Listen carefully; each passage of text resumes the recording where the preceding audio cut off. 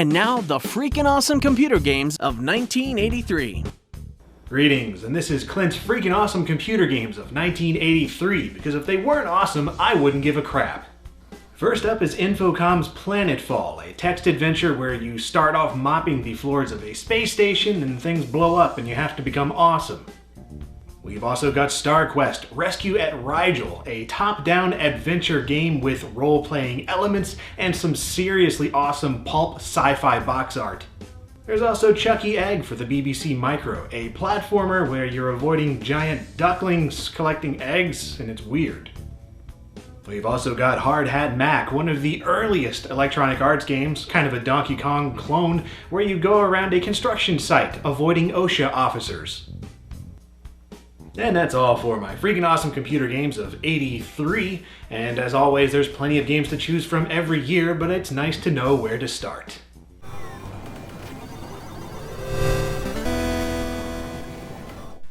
Discs of Tron, the sequel to the Tron arcade game. Discs of Tron was solely based off of the game that Kevin Flynn played in the movie, where you on the platform, throwing the disc, trying to knock the opponent off. The coolest part of the Tron movie was them throwing those frisbee-like things that, destroyed you and pixelated you, de-resed you. I'll have you de-resed. You see, while most games were using a joystick and button combination, Discs of Tron used a dial and joystick combination. Actually have a knob that takes a cursor and moves it around the square. It's a spinner.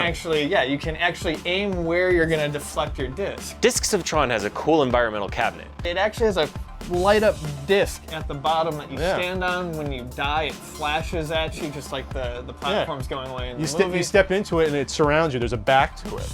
It looks kind of like a photo booth, but from the future. If you ever happen to see one of these arcade units just hanging around in an arcade, you really got to give it a shot. It's really wild. Did I hear you right? Did I hear you saying that you're gonna make a copy of a game without paying? Come on, guys.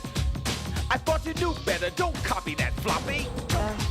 So another thing that made home computers extraordinarily popular was how easy it is to pirate games. I thought this was commonplace. I thought games were free. For people growing up like myself, most of my Commodore 64 games, if not, I would say probably 95% were copied games from my uncle. And the idea of video game piracy, I don't even think was discussed. I mean, I just assumed you copied games. You copied games. They sell these? Because I would go over to my grandparents' house and there would just be stacks of games with handwritten labels. I didn't know if my uncle made them, my uncle's friend got them, my grandpa made this coin program. I don't know what the hell this stuff is or where it came from. I figured the person's, ballpoint ink pen writing on this label, that's how it comes. Police Quest. It's pretty well known, if someone played a game and they really liked it and they wanted one of their friends to play it, what they do is they make a copy and be like, oh, you gotta check out this game. Because it's not like there was a Babbage's on every corner yet, or anything like that. It's a little bit harder to find video games that you might want. So the best thing to do is just pass it around. Unfortunately, that also meant that a lot of sales were lost. My dad worked at BASF, which actually made floppy disks. Perfect, what a perfect just combination. It was like Christmas. You would come home, I did, hey, Pat, play this game. He'd give me a disc with all these QW basic games and RIP games on here. Like I said, we didn't buy a lot of new games because why did you have to do that when you could just go to work?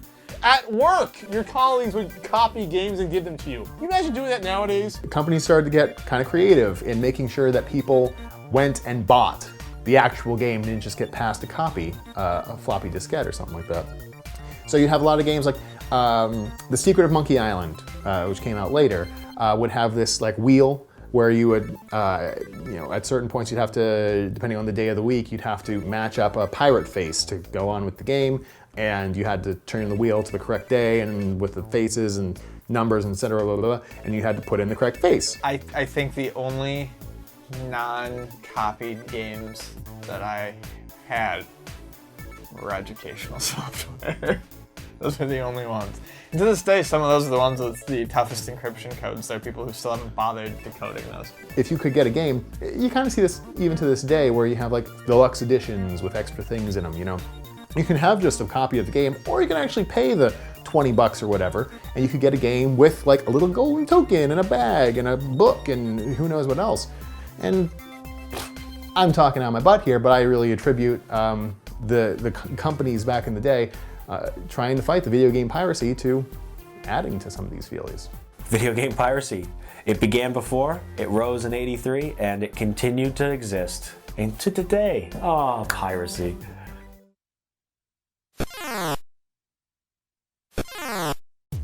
So they made a Texas Chainsaw Massacre game in 1983, which is interesting because unlike pretty much every other horror-themed game out there, you're not running from the killer, you are the killer. You play as Leatherface in Texas Chainsaw Massacre for the 2600, and your job is to kill people. Yeah, and it's gruesome. You got a chainsaw, and you are chainsawing people. You even get gasoline to run the chainsaw. When you run out of gas, a tourist comes up and gives you a swift kick in the tuchus. Now that's what I call revenge. You killed my friends, now let me mildly inconvenience your backside. The game just kind of goes on and on and on and on, just like any other 2600 game, really has no ending. Now when this game came out, a lot of controversy. And there had been violence in video game concerns prior. I mean, I think Death Race in the arcade was, you know, that created some controversy, but this was one of the first home games that had the kind of outcry that it had, and it really foretold the way some of the controversy would pan out in violence in video games for the next couple decades.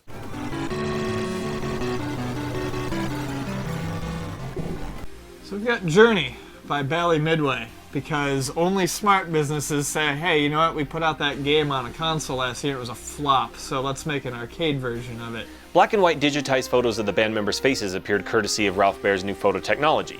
This was originally going to be used so that people could post a picture of their face whenever they got a high score on various arcade games.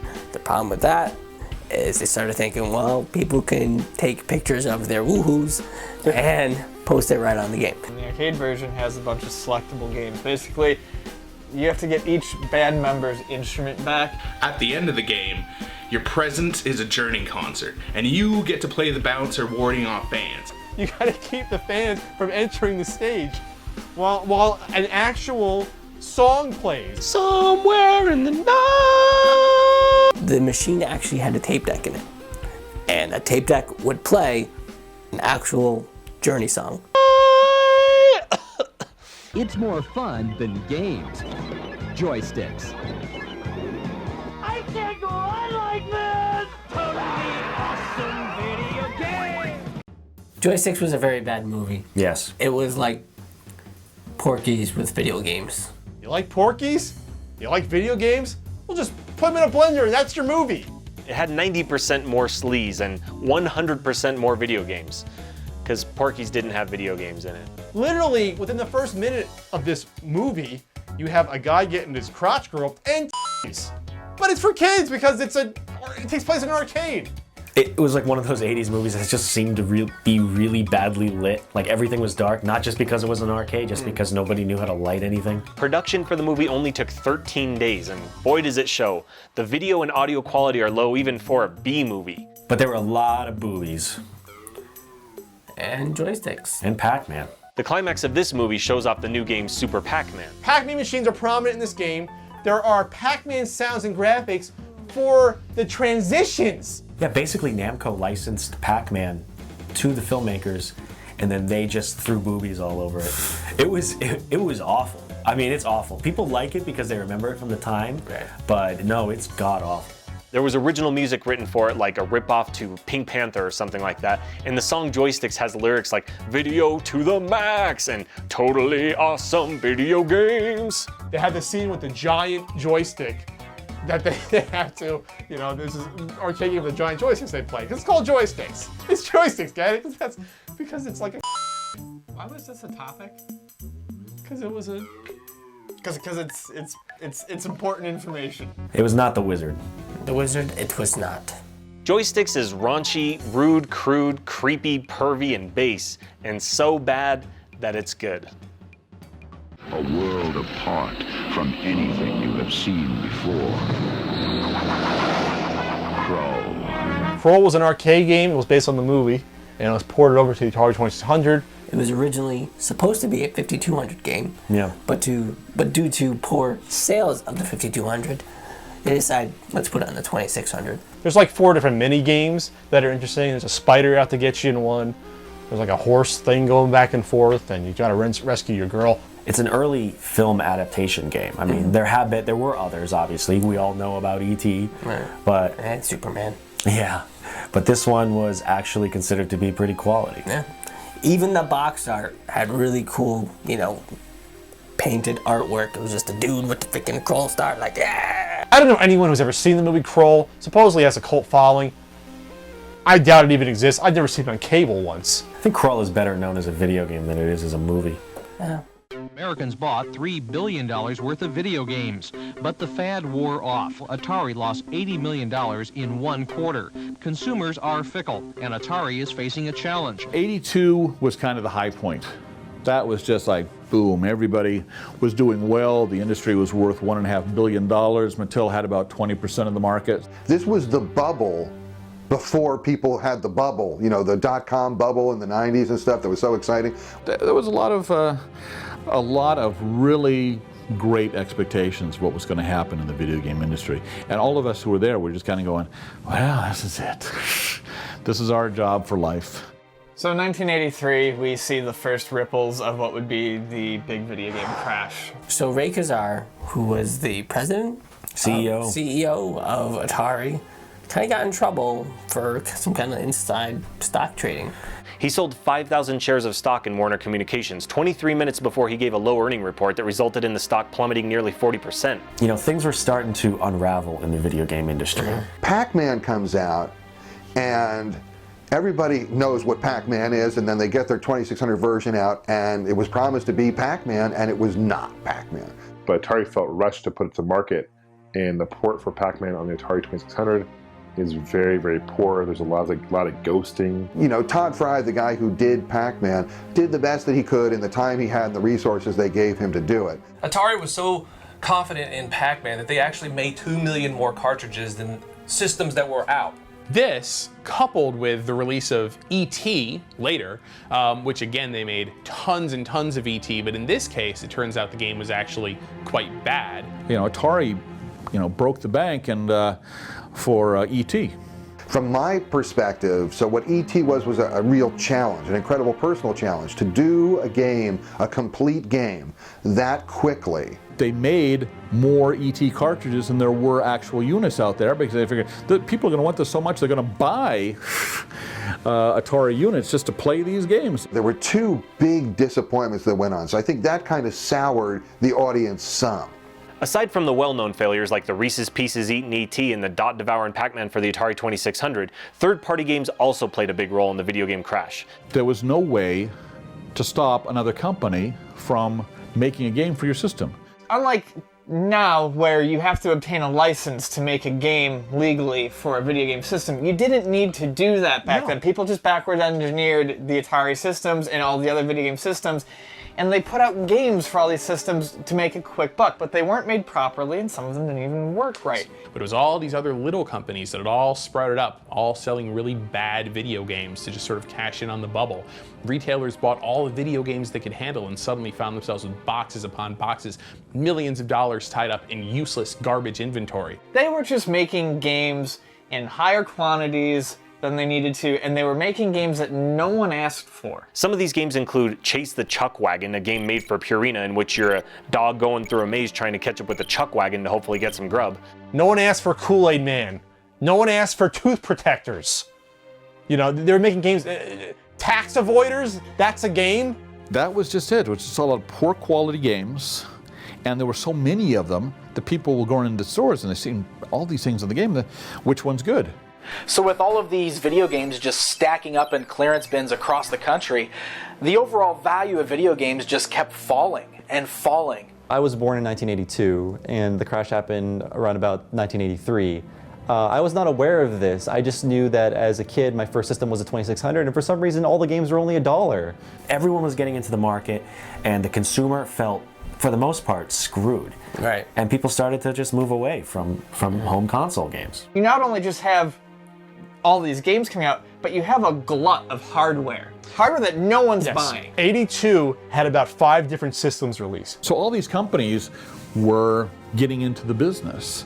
And it seemed like everybody was, suddenly had a division. You had the Vectrex, you had the 5200, you had the ColecoVision. You had all these new systems that just come out.